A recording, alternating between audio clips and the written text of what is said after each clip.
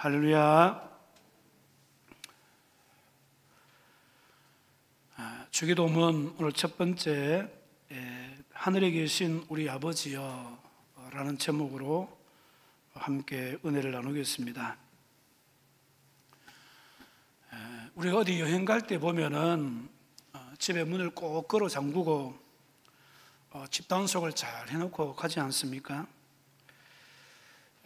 그래서 며칠 집을 비우고 돌아오게 되어지면은 집에서 키우는 화초들이 다 어떻게 되어 있습니까?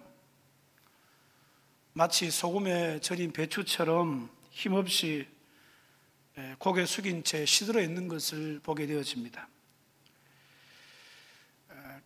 이 키우는 이 화초와 같은 식물도 보면은 호흡이 원활하게 이루어지지 못해서 통풍이 되지 않는 곳에 두게 되면은 호흡을 할 수 없으니까 금방 시들어 버리는 것을 봅니다. 저는 신앙생활에 있어서도 마찬가지라고 생각합니다. 성도들의 영혼에도 호흡이 원활하지 않으면은 곧 영적으로 시들어 버린다는 사실입니다. 아마 많은 분들이 공감하실 거예요. 내가 옛날에 기도할 때는 그래도 내가 영적으로 좀 쌩쌩했는데 기도하지 않으니까 좀 영적으로 좀 무기력하다, 그렇게 느끼고 또 그렇게 말씀하시는 분들도 계세요. 주일 오전 예배를 마치고 우리 박상호 집사님하고 잠깐 이야기를 나눈 적이 있어요. 목사님, 죄송하다고, 예전에는 기도할 때는 몰랐는데 이런 기도 생활을 영 못하니까 너무 죽겠다는 거예요. 몸도 안 좋고 모든 것이 마치 시들어버린 것처럼. 그렇게 이야기하시고는 이제 월요일부터 다시 기도가 회복되셨어요. 더 잘 될 줄로 믿습니다. 이제 우리 영혼이 쌩쌩해지고 육신도 강건해지고 인생의 문제도 풀려질 줄로 믿습니다. 비단 우리 박상호 집사님 그렇겠습니까? 다른 분들도 마찬가지. 기도하던 분들이 기도하지 않으면요, 영적으로 시들 수밖에 없어요. 영적으로 시들게 되어지면 육신적으로도 문제가 찾아오게 된다는. 항상 우리가 잊지 말아야 될 게 뭡니까? 영혼이 잘된 것 같이 범사가 잘되고 강건케 되어진다. 이 부분을 우리가 놓치면 안 된다는 거예요. 지금 우리가 다들 힘들고 어려운 시대를 살아가고 있습니다. 예수 믿는 사람이라고 해서 어려움을 당하지 않는 것이 아니라 똑같이 지금 당하고 있습니다. 그러나 우리는 세상 사람들과 다른 것이 있다면 우리는 영혼의 호흡이 있는 사람들이다 라는 사실입니다. 영혼이 호흡하게 되어지면은 육신적으로 힘들어도 메마르지 않는 삶을 살아갈 수 있는 것입니다. 그러나 영혼의 호흡이 멈추어지게 되어지면은 여러분, 시드는 식물처럼 금방 힘을 잃어버릴 수밖에 없음을 기억하셔야 돼요. 영혼의 호흡이 멈추어지면 사람이 연약해질 수밖에 없습니다. 자기가 자기 자신을 통제할 힘을 잃어버리는 거예요. 그래서 작은 일에도 예민해지고 짜증을 내게 되는 겁니다. 조금만 일이 안 풀려도 안절부절하고 원망하고 불평하고, 여러분, 신앙생활에 회가 찾아오는 경우가 있다는 거예요. 기도하지 않게 되니까 원수 마귀가 마음대로 가지고 놀려고 하는 거예요. 하루에도 수십 번 마음이 바뀌어집니다. 이렇게 뒤집었다가 또 저렇게 뒤집히고 계속 반복하게 되는 거예요. 올 여름 우리의 기도가 회복되어져서 원수 마귀에게 쓰임받지 않기를 바랍니다. 원수 마귀가 우리를 사용하지 못하도록 기도로 여러분 영적으로 무장하게 되시기를 주님의 이름으로 축원을 드립니다. 흔히 우리는 기도를 영혼의 호흡이다 그렇게 말해요. 그리고 우리 신앙생활의 기도는 원동력입니다. 기도하는 사람은 결코 실족하지 않고, 기도하는 가정은 결코 불행해지지 않습니다. 기도하는 자녀는 결코 망하지 않습니다. 기도하는 교회는 얼마든지 성장할 수 있고 기도하는 나라는 번영할 수 있습니다. 이처럼 기도는 성공과 승리의 비결이고 기도는 하나님의 은총과 축복의 보고를 여는 열쇠라는 사실을 꼭 기억하시길 바랍니다. 그럼에도 불구하고 왜 많은 사람들이 기도를 하지 못하느냐?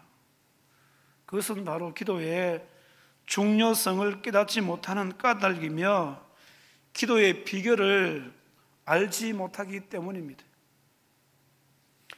루이 에블리라는 사람은 이렇게 말합니다. 기도는 현대인이 잃어버린 예술이다. 현대인에게는 하나님을 위한 시간이 너무나 없다, 그렇게 지적을 했어요. 현대인에게 있어서 가장 큰 비극이 뭐냐 묻는다면은 여러분은 무엇이라고 대답하실 수 있겠습니까?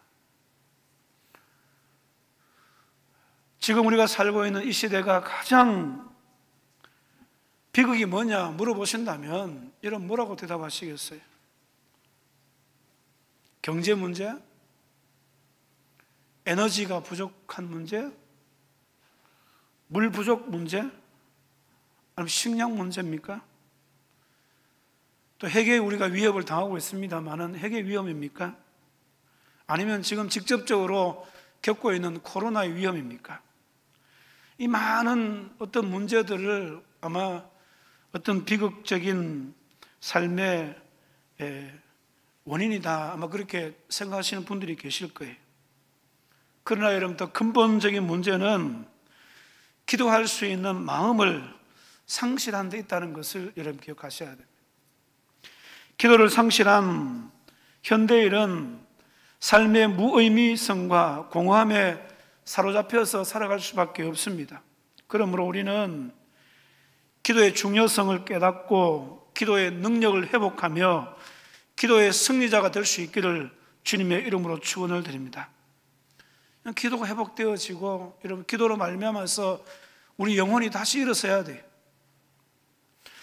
오늘 하늘에 계신 우리 아버지여 라는 말씀을 중심으로 함께 은혜를 나누시는데, 하늘에 계신 우리 아버지여 라고 주님이 기도를 시작하시고 계시는 것은 참된 기도의 대상을 우리에게 예수님께서 가르쳐 주고 싶어 하신다는 겁니다. 여러분, 어떤 이들은 보면 그렇잖아요. 이방 종교들, 또 무속 종교들, 이런 종교들 보게 되어지면은 그런 사람들은 나무나 바위, 또 자연에 기도하지 않습니까? 또 어떤 사람들은 자기 양심에 대고 기도하는 사람도 있어요. 또는 미지의 신이나 우상에게 기도하는 사람들도 있는 것을 보게 되었습니다. 그러나 여러분, 진정으로 이런 기도에 대해서 응답하실 분은 인격자이신 하나님밖에 없다는 것을 우리가 기억할 수 있어야 됩니다. 사실 다른 모든 것들은 보면은 이 이방의 종교가 섬기는 신들은 다 사람들이 만들어내지 않습니까? 이사야 46장 6절과 7절 말씀을 보면은 이렇게 말씀을 하고 있습니다. 사람들이 주머니에서 금을 쏟아내며 은을 저울에 달아 도금장에게 주고 그것으로 신을 만들게 하고 그것에게 엎드려 경배하며 그것을 들어 어깨에 메어다가 그의 처소에 두면 그것이 서 있고 거기에 능히 움직이지 못하며 그에게 부르짖어도 능히 응답하지 못하며 고난에서 구하여 내지도 못하느니라. 사람들이 우상을 만들어 놓고 어떤 신전에 갖다 두지만은 사실 한번 생각해 보세요. 신전이 불탄다고 했을 때 다 도망가지 그게 만들어 놓은 여러분 우상물을 여러분 발이 달려서 자기가 도망가겠습니까? 자기 하나 간수도 못하면서 다른 사람의 기도를 들어준다, 있을 수가 없는 그런 이야기잖아요. 저 팔공산의 부처상도 마찬가지.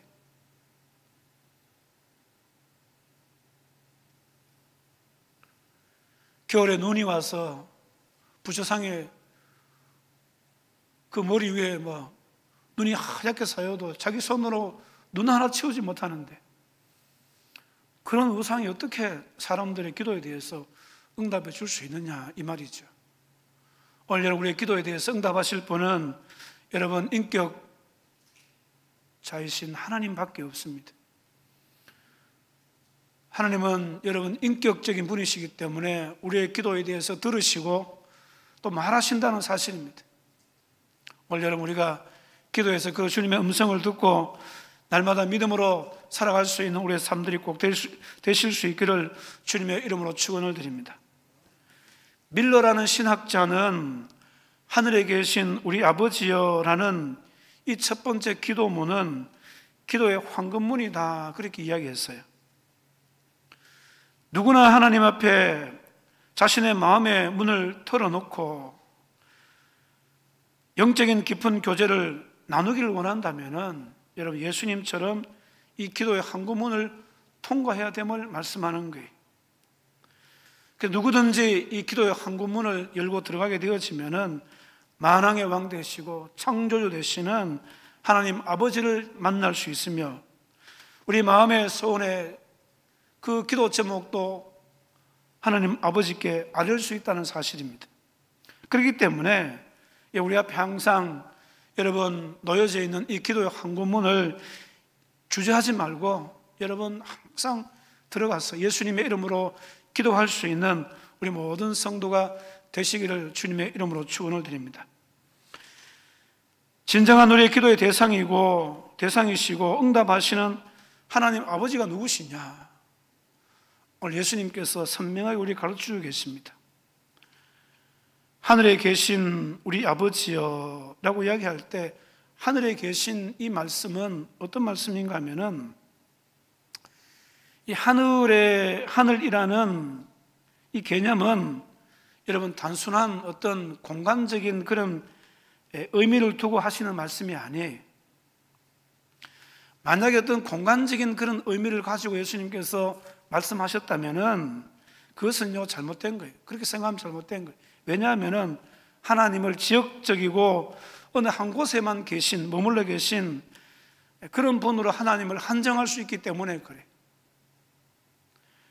이 말의 원문을 번역하게 되어지면 사실은요 하늘들이다, 하늘들이다, 하늘. 이제 헬라어에는 보면은 단순 복수라는 게 있어요. 단순 복수 형태. 우리나라는 이제 뭐 단수 복수 이렇게밖에 안 되는데 단순 복수 형태가 사용되어졌습니다. 그러니까 한글 성경으로는 선명하지 않기 때문에 그는 하늘에 계신 그렇게 이야기하지만은 또 사실 뭐 하늘들이라고 그렇게 이야기하면은 좀 무리가 따르는 게 사실이지만은 우리 입장에서는 그렇지만은 유대인들의 관점에 있어 가지고는요 전혀 무리가 없는 그런 표현이에요. 지난번에 그 사도 바울이 여러분 삼층천 하늘을 경험했다 그렇게 말씀을 드렸지 않습니까? 1층천, 2층천, 3층천 하늘도 있다는 거예요. 유대인의 개념에서 그렇습니다. 그러니까 이 유대인들은 하늘을 여러 개로 보는 거예요. 이 하늘은 우리 눈에 들어오는 파란 하늘이 아니라 상징적 영적인 의미의 하늘인 것을 보게 되어집니다.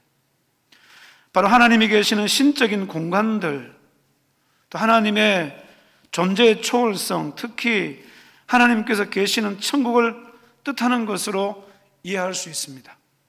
따라서 이 하늘이라는 것은 단순한 장소적인 그런 어떤 의미보다는 하나님의 통치가 이루어지는 것으로 이것은 우주 만물이 하나님의 통치 아래 있다는 사실을 말씀하는 거예요. 오늘 여러분 우리의 기도를 들어주시는 하나님은 여러분 우리를 통치하시는 하나님이심을 여러분 기억하셔야 돼요. 그래서 하나님의 통치가 이루어지는 모든 곳에는 여러분 하나님 계신 거예요. 물론 여러분 하나님 다 계시죠. 오늘 우리 마음에 여러분 하나님의 통치가 이루어진다면 우리 마음속에 하나님께서 계신 줄로 믿습니다. 우리 가정에 여러분 하나님의 통치가 이루어진다면 그곳에 하나님도 계신 거예요. 우리 교회가 온전히 하나님께서 임재하시고 하나님께서 우리 교회를 통치하시면은 오늘 이 가운데도 하나님께서 와 계시는 줄로 믿으시길 바랍니다. 그래서 여러분 우리의 기도는 우주 만물을 주장하시는 하나님 아버지께 드리는 거예요. 하나님께 드리는 것입니다. 자, 그렇다면은 하늘에 계신다라는 말이 무슨 의미냐 하는 것이죠. 하늘에 계시다는 것은 첫 번째로 하나님은 우주와 우주의 창조주가 되신다라는 그런 사실입니다. 창세기 1장 1절 말씀을 잘 아시잖아요. 태초에 하나님이 천지를 액션이 없어가지고 창조하시니라. 태초에 하나님 천지를 창조하시니라. 여러분, 우리가 있게 된 것은 하나님이 우리를 창조하셨기 때문인 줄 믿습니다. 우리가 보고 있는 이 모든 것들이 여러분 우리가 볼 수 있는 것은 하나님께서 창조하셨기 때문인 줄 믿습니다. 하나님께서 창조하셨다는 거예요. 시편 19편 1절에도 보면은 하늘이 하나님의 영광을 선포하고 궁창이 그의 손으로 하신 일을 나타내는도다, 그렇게 말씀하고 있습니다. 하나님은 만물의 창조주십니다. 하나님 우리의 조물주가 되십니다. 하나님께서 우리를 만드셨다는 거예요. 얼마나 감사한지 모르죠. 하나님께서 우리를 만드셨다. 진화론 자들은요, 하나님이 만들었다고 인정 안 해요.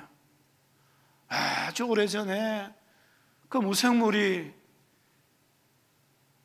무기물이 되어지고 유기물이 되어져서 많은 시간을 거쳐서 진화해서 오늘 우리가 있게 되었다. 그러면서 원숭이도 우리의 조상이 되고. 여러분, 이렇게 설명하는 게 낫겠어요? 아니면은 여러분, 전지전능하신 그 하나님 아버지께서 나를 창조하셨다, 이게 더 낫습니까? 사람들은 참 어리석잖아요.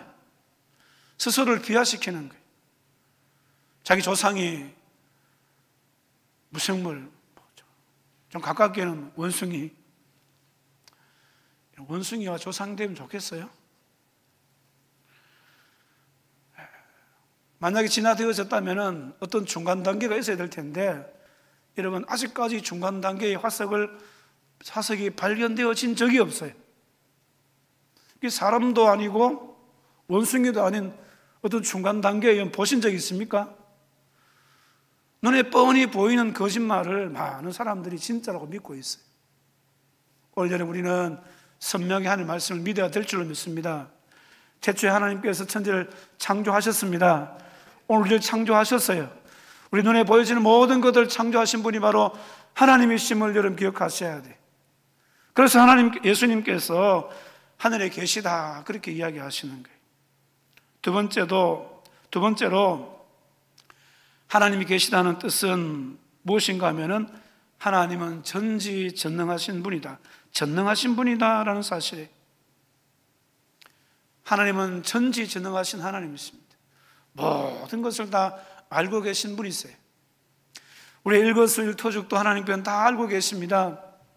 우리 어떤 생각을 갖고 있는지도 알고 계세요. 우리 내면의 중심에서 어떤 생각을 갖고 있는지 하나님 아버지는 다 알고 계시다는 거예요.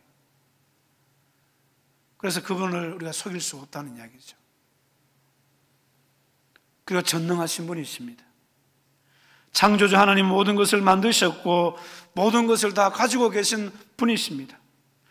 그분에게는 불가능이 없습니다. 원하시면 모든 것을 다 하실 수 있으신 분이십니다. 후회와 변명도 없으십니다.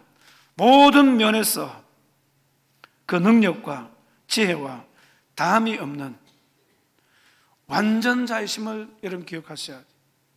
그래서 자녀가 원하는 것을 다 주실 수 있습니다. 없어서 허락하지 못하시는 분이 아닙니다.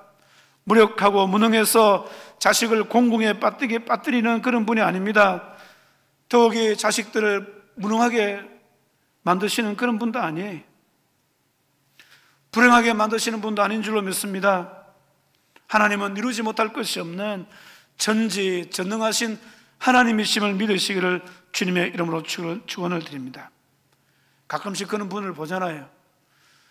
어떤 인생의 실패에서 또 뭐 사업에 실패하고 어떤 문제가 발생되어져서 공무에 빠졌을 때 그렇게 이야기하는 사람들이 있어. 나는 실패자다.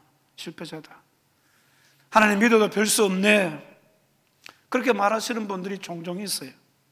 그러나 여러분, 우리가 불행한 것은요, 하나님이 못나서가 아닙니다. 우리가 가난한 것은 하나님께서 가난하시기 때문이 아니에요. 우리가 실패한 것은 하나님께서 무능해서도 아니라는 사실을 기억하시길 바랍니다. 우리가 불행해진 것은 다른 데 뜻이 있다는 것을 기억하셔야 돼요.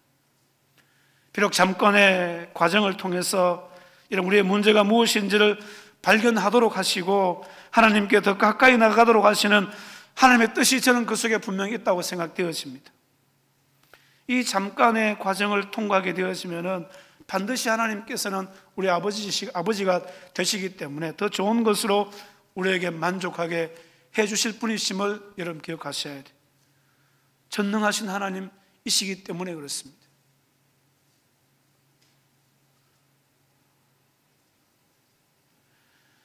여러분, 세상에도 보면은 흙수저도 있고 금수저도 있고 그렇게 이야기하기도 합니다만은 보세요. 아버지 백이 든든하면요, 자식들은요, 여러분 어때요? 어깨 힘주고 다니잖아요. 우리 뒷배경은 든든하신 하나님 계십니다. 전능하신 하나님 계신 줄로 믿습니다. 어깨 늘어진 채 그렇게 살아가는 거 아니에요. 전능하신 하나님께서 우리의 뒷배경이 되시기 때문에 당당하게 사셔야 돼요. 힘있게 살게 되기를 주님의 이름으로 축원을 드립니다. 아버지 책임지시겠죠, 그렇죠? 하나님 아버지께서 책임져 주실 줄로 믿습니다. 배경이 든든한 아버지가 있으면 좀 사고 쳐도 보니까 그래서 다 해결해 주더라고요. 올 여름 우리가 인생 가운데 힘들고 어려운 문제 있다 할지라도 어떤 사고를 만나도 여러분 전능하신 하나님 아버지께서 우리 모든 인생의 문제를 해결해 주실 줄로 믿습니다. 다만 우리가 그 아버지 앞에 진실하시고 그 하나님 앞에 그 아버지 앞에 진짜 그 아버지를 신뢰하는 그런 마음을 가지고 그런 믿음을 가지고 사셔야 돼요. 그럴 때 하나님께서 우리를 책임져 주신다는 것을 기억하시기 바랍니다. 그러면서 또한 하늘에 계시다는 의미는 무소부재하신 하나님이다. 무슨 말입니까? 하나님은 안 계신 곳이 없으신 하나님입니다. 이 하늘에도 계시고 저 하늘에도 계시고 이 세상 우주 어느 곳에서든지 그 하나님의 옷자락이 닿지 않는 곳이 없을 정도로 온 땅에 충만하신 분이 바로 우리 하나님이심을 믿으시기를 주님의 이름으로 축원을 드립니다. 그렇기 때문에 여러분 우리가 스케줄을 잡지 않아도 어느 곳에서든지 하나님을 만날 수 있는 거예요. 하나님은 또한 시간의 제약을 받지 않으신 분이시기 때문에 우리가 그분을 만나려고 여러분 따로 하나님 앞에 언제 만납시다 그렇게 이야기할 필요도 없어요. 언제나 어디서나 하나님을 만날 수 있습니다. 그렇지만 여러분 우리는 어디 와서 기도하셔야 돼요? 교회 와서 기도하셔야 돼요. 교회는 기도하는 집이기 때문에 그렇습니다. 그래서 우리가 그분을 예수의 이름으로 날마다 만나서 인격적인 만남을 가지게 되어지고 교제를 가지게 되어질 때 또 우리의 모든 속사정을 하나님께 이야기할 때 하나님 아버지께서 우리 모든 기도에 대해서 응답해 주시고 말씀해 주시는 거예요. 그래서 말씀으로 여러분 응답 받으셔야 돼요. 사실 우리가 하나님을 만나지 못하는 것은요 딴 데 있지 않습니까? 우리 인생에 문제가 있어요. 우리에게 문제가 있어요. 하나님께 문제가 있어요? 아닙니다. 우리 하나님을 만나지 못하는 것은 하나님에게 문제가 있는 것이 아니라 우리에게 문제가 있기 때문에 하나님을 만나지 못하는 경우가 많이 있다는 그 문제가 뭡니까? 죄의 문제라는 죄의 문제. 그 죄의 문제를 여러분 예수 그리스도의 보혈의 은혜로 씻음 받고 여러분 그 보혈의 은혜로 날마다 하나님 아버지께 나아가서 우리 모든 것을 아뢰고 응답받을 수 있는 그런 사람들이 꼭 되실 수 있기를 주님의 이름으로 축원을 드립니다. 또 왜 못 나갑니까? 게을러서 그래. 부지런하여 열심을 품고 주를 섬기라고 이야기했는데 영적으로 게으르기 때문에 하나님 앞에 나아가지 못할 때가 많이 있지 않습니까? 그래서 그분을 만나지 못할 때가 많잖아요. 하나님 아버지 언제든지 준비되어 있으신 거예요. 언제든지 우리가 이야기하면 들어주시는 분이 있어요. 근데 우리가 게을렀어. 하나님 앞에 나아가지 못할 때가 얼마나 많습니까? 영적으로 게으른 것은 여러분, 그것도 죄예요, 사실.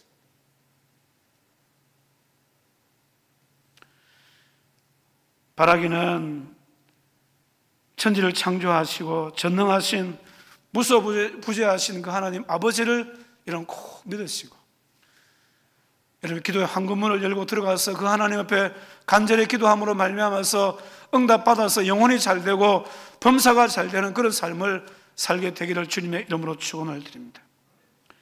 그리고 우리 아버지여라고 그렇게 말씀하고 있는데, 여러분 오늘 우리가 누구든지 기도할 때 보면 하나님을 아버지라고 다 부르시잖아요. 우리는 다 죄에서 구원받아서 죄 사함 받고 하나님의 자녀된 자인 줄로 믿습니다. 그래서 우리는 하나님을 아버지라고 부르게 된 거예요. 요한복음 1장 12절에 영접하는 자고 그의 이름을 믿는 자들에게는 하나님의 자녀가 되는 권세를 주셨으니, 로마서 8장 15절에 보면 너희가 다시 무서워하는 종의 영을 받지 아니하고 양자의 영을 받았으므로 우리가 아빠 아버지라 부르시느니라. 아빠 아버지라 부르시느니라. 갈라디아서 4장 6절에도 동일한 말씀을 하고 있습니다. 너희가 아들임으로 하나님이 그 아들의 영을 우리 마음 가운데 보내사 아빠 아버지라 부르게 하셨느니라. 여러분, 하나님을 아버지라고 부를 수 있는 것은요, 아무나 부를 수 있는 게 아닙니다. 세상 사람들 여러분 여기 교회 데려다 놓고 하나님께 아버지라고 한번 불러보라 하면은 여러분 부르지를 못하는 거예요. 왜 그렇습니까? 그 속에 성령이 안 계시기 때문에 그래요. 예수 믿는 사람들에게는 성령이 임하여 계신 줄로 믿습니다. 우리 가운데 성령이 와 계신 줄로 믿습니다. 우리 마음에 다 성령이 와 계시잖아요. 그 성령님께서 여러분 오늘 우리를 양자로 삼아주셔. 하나님의 양자로 삼아주셔서 예수 그리스도로 말미암아서 양자로 삼아주셔. 하나님을 아빠 아버지라고 부를 수 있게 되어졌다는 거예요. 양자의 영을 받았으므로 우리가 아빠 아버지라 부르시니라. 그래서 예수 믿는 모든 사람들은 예수님처럼 다 하나님을 아버지라고 부를 수 있다는 거예요. 우리가 이 땅에 육신으로 살다 보니까 사탄의 영향력은 받을 수가 있어요. 유혹당할 수는 있습니다. 그러나 사탄이 더 이상 우리를 지배하지 못해요. 왜 그렇습니까? 성령께서 우리를 사로잡고 계시기 때문인 줄로 믿습니다. 그 성령께서 우리를 하여금은 하나님을 아버지라고 부를 수 있도록 그렇게 하신다는 거예요. 하나님을 아버지라고 부를 수 있는 것은 성령의 역사인 줄로 믿습니다. 본능적으로 여러분 우리 하나님을 아버지라고 부를 수 있느냐? 없어요. 죄악된 본성이 어떻게 하나님 아버지를 부를 수 있겠습니까? 그러나 우리 예수 믿고 우리 안에 성령이 와 계시기 때문에 그 성령으로 인해서 하나님을 아버지라고 부를 수 있다는 이야기. 그래서 누구든지 입을 열어서 하나님을 아버지라고 부르는 사람은 그 속에서 성령께서 역사해 주셨다는 사실을 여러분 믿으셔야 돼요. 아무나 하나님을 아버지라고 부를 수 없다니까요. 성령이 우리 안에서 역사하시기 때문에 우리 입을 열어서 하나님을 아빠 아버지라고 부를 수 있도록 우리에게 은혜를 주셨다는 사실을 기억하셔야 돼요. 이 하나님을 아버지라고 하는 것은 예수님 당시에는 유대인들에게 있어서 굉장한 불경제에 해당되는 그런 말입니다. 그러나 예수님은 기도하실 때마다 하나님을 아버지라고 불렀어요. 그러니까 평소에 이 유대인들이 기도하는 것과 예수님이 기도하는 것이 너무 다르잖아요. 하나님을 아버지라고 부르니까 너무 다른 거예요. 여기에 충격을 받고 예수님의 제자들도 예수님께 기도를 가르쳐 달라고 그렇게 이야기했습니다마는 예수님은요,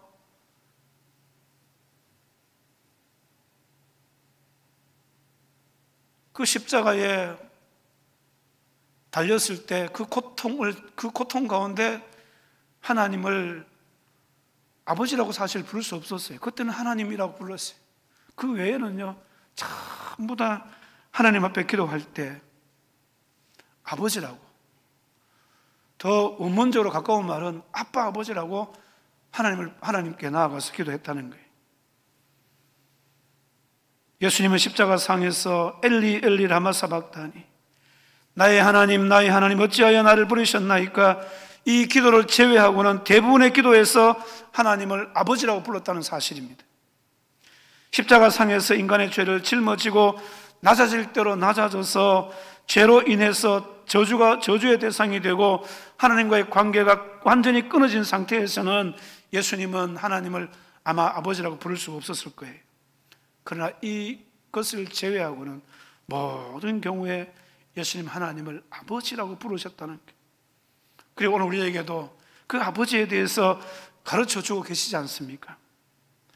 여러분, 이 아빠 아버지다 이렇게 이야기하는데, 여러분, 아빠 아버지라는 말은 격식을 차린 아버지라는 말이 아니라 특별한 호칭이에요.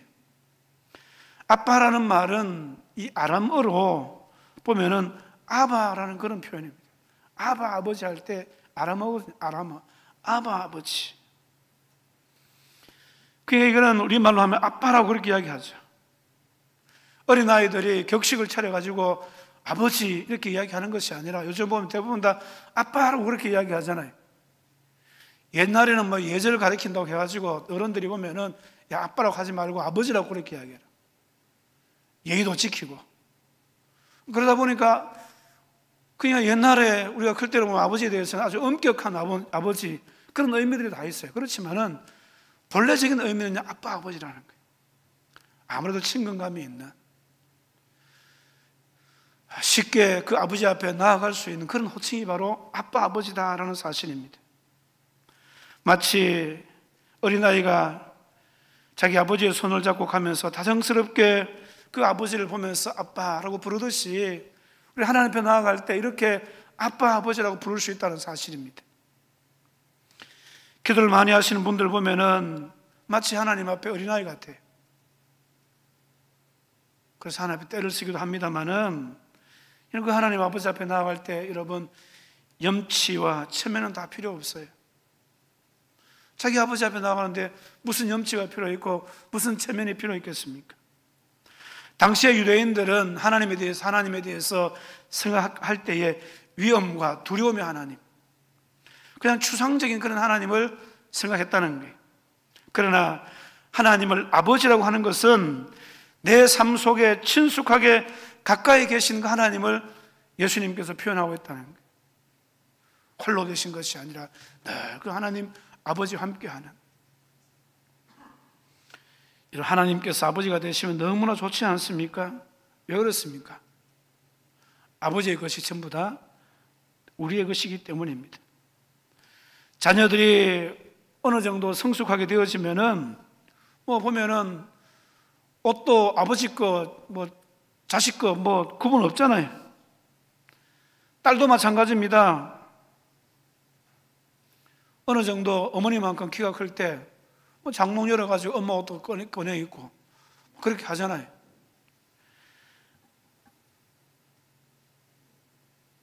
그러니까 여러분, 하나님께서 우리 아버지가 되신다는 것은 너무나 좋은 거예요.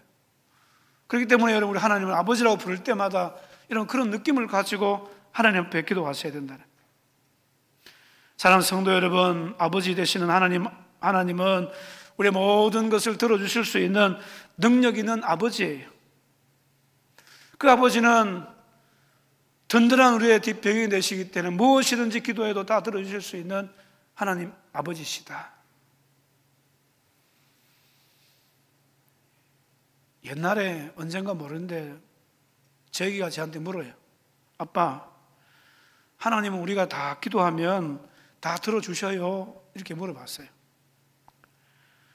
그래서 제가 물론이다, 다 들어주신다. 그러니까, 근데 아빠 한번 생각해 보세요. 내만 기도하는 것이 아니라 이 지구상에 수많은 사람들이 하나님 앞에 다 기도하는데, 수 없는 그 사람들이 기도하는데 그 사람들의 기도 다 들어주시느냐?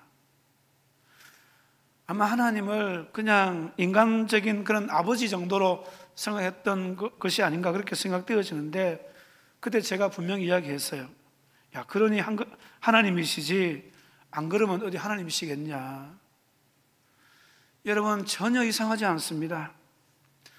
못 들어주시는 것이 이상하지, 이 지구상에 하나님을 아버지라고 부르는 모든 사람들이 하나님 앞에 기도할 때 다 들어주시기 때문에 그분이 바로 하나님이시라는 거예요.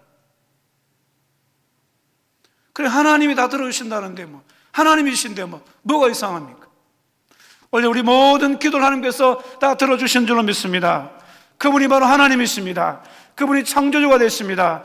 그분이 전능자가 되십니다. 그분이 바로 무소부지하신 하나님이시라는 거예요.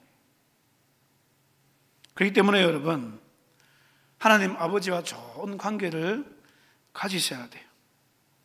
기도하셔서 풍성한 은혜를 누리셔야 될 줄로 믿습니다.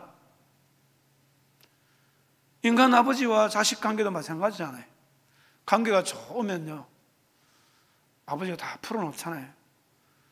그런데 보면은 요즘 보니까 부자 간에, 부녀 간에 이런 관계가 좋지 않아서 그냥 무관심하게 그렇게 살아가는 가정들이 얼마나 많이 있는지 모릅니다. 하나님은 인격적인 분이십니다. 그 하나님 아버지 앞에 가까이 가셔야 돼요. 그리고 그 하나님하고 돈독한 관계를 가지셔야 돼요. 어쩌다 한번 찾아가가지고 여러분 이거 주세요, 그러지 말고 늘 하나님과 깊은 교제를 가지셔야 돼요. 한번 생각해 보시기 바랍니다. 10년, 20년 연락 안 하다가 어느 날 갑자기 찾아가고 아버지라고 부르면 서로가 얼마나 어색하겠어요. 원래는 우리가 하나님 아버지의 관계는 어색한 관계가 되면 안 된다는 거예요. 주님과 친밀한 관계가 되어져야 될 줄로 믿습니다. 그 하나님과 친밀한 관계가 되셔야 돼요. 그래야지만이 여러분 하나님께 우리가 기도해도 여러분 부끄럽지 않잖아요. 자연스럽게 기도하실 수 있잖아요. 우리의 기도가 더 편안한 관계 가운데서 그 인격적인 아버지 하나님께 기도함으로 응답받을 수 있는 그런 삶이 꼭 되셔야 돼요. 제가 이 하나님 아버지라는 이 기도에 대한 설교를 할 때마다 빠뜨리지 않는 게 있습니다. 바로 이 말입니다. 인간에게는 원천적인 고독이 있다는 거예요. 원래는 우리에게 원천적인 고독이 있어요. 인간에게는 원천적인 고독이 있습니다. 이 고독은 누군가가 내 옆에 있어도 가지게 되는 그 고독을 말하는 거예요. 아무리 사랑하는 자식들이 있고 사랑하는 아내가 있고 남편이 있다 할지라도 여러분 그 인간에게 원천적인 고독이 있다는 거예요. 여러분 이 원천적인 고독을 해결할 수 있는 방법이 뭔지 아십니까? 그게 뭔지 아세요? 더 넓은 평수에 이사 가면 해결될까요? 물질로 해결될까요? 안 된다는 거예요. 인간에게서 이 원천적인 고독을 해결할 수 있는 것은 하나밖에 없습니다. 하나님을 아버지라고 부르면 돼요. 하나님을 아버지라고 부를 때 나의 힘이 되시고 나의 능력 되시는 그 하나님 아버지께서 여러분 우리 모든 그 인간의 그 내면에 있는 원천적인 고독의 문제를 해결해 주실 수 있다니까요. 우리 하나님을 아버지라고 부를 때 모든 것이 해결될 줄로 믿습니다. 우리의 기도 대상은 우주 만물을 다스리시며 믿는 자의 기도를 들으시는 우리 아버지 그 하나님이시기 때문에 그래요. 요한일서 5장 14절과 15절 말씀에 그를 향하여 우리가 가진 바 담대함이 이것이니 그의 뜻대로 무엇을 구하면 들으심이라. 우리가 무엇이든지 구하는 바를 들으신 줄 안즉 우리가 그에게 구한 그것을 얻은 줄 또한 아느니라. 여러분 우리가 사실 기도하기 전에 다 아시는 분이 바로 하나님이십니다. 우리가 무엇이든지 구하는 바를 들으실 줄 알기 때문에 응답해 주실 줄 알기 때문에 그 하나님 아버지 앞에 기도할 때 반드시 이 믿음으로 기도할 때 응답해 주신다는 것을 기억하셔야 돼요. 사랑하는 성도 여러분, 하나님 아버지께 기도함으로 우리의 마음을 알아주시는 아버지로부터 날마다 응답받는 삶의 주인공이 되셔서 하나님 위해서 존귀하고 아름답게 쓰임받을 수 있는 우리 모든 성도가 되실 수 있기를 주님의 이름으로 축원을 드립니다. 기도하겠습니다.